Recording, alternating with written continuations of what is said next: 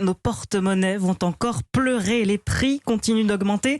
Plus 5,3% en un an, selon un baromètre établi par l'association UFC Que Choisir.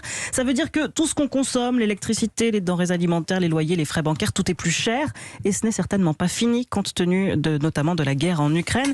La chef du service économie d'Europe 1 nous a rejoint pour décrypter ce baromètre. Bonjour Carole Ferry. Bonjour Fanny, bonjour à tous. Alors le premier constat qu'on peut faire ce matin, Carole, c'est que les prix des produits de grande consommation continuent d'augmenter selon UFC Que Choisir. Effectivement, alors jusqu'à présent, la hausse des prix était surtout cantonnée à l'énergie. Là, elle commence à contaminer d'autres produits du quotidien. Les produits d'hygiène, notamment, ont augmenté de plus de 6% sur un an. Le papier toilette et le papier essuie-tout sont particulièrement touchés en raison d'une industrie très énergivore.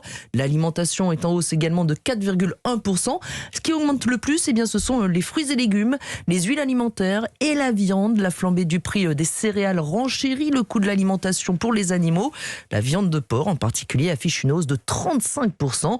Les prix de l'alimentation qui sont également impactés par les conditions météo, sécheresse, inondations qui ont mis à mal un certain nombre de récoltes depuis l'été dernier aux quatre coins du monde. Alors les prix alimentaires augmentent, ceux des produits d'hygiène, mais la hausse la plus impressionnante, c'est vraiment l'énergie, Carole.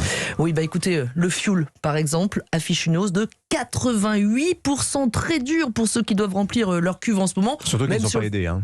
Surtout, voilà, exactement, contrairement aux autres énergies.